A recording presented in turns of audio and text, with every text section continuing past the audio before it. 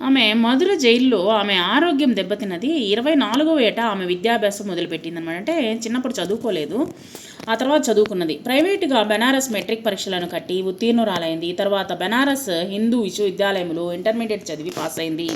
ఆ తర్వాత ఆంధ్ర విశ్వవిద్యాలయంలో రాజనీతి శాస్త్రంలో ఆనర్స్ చదివి ప్రథమ శ్రేణిలో ఉత్తీర్ణురాలైంది. తర్వాత మద్రాసు విశ్వవిద్యాలయంలో న్యాయశాస్త్రం చదివి పట్టాపుచ్చుకొని శ్రీ సిహెచ్ రాఘవ్ గారి దగ్గర జూనియర్ న్యాయవాదిగా చేరింది. అనతి కాలంలోనే ఆమె ప్రముఖ న్యాయవాదిగా కీర్తిని సంపాదించుకుంది. దుర్గాబాయి స్త్రీ జనోద్ధరణ గురించి రాయండి. దుర్గాబాయి మహిళాభ్యుదయం కోసము 1938లో ఆంధ్ర మహిళా సభను ప్రారంభించింది.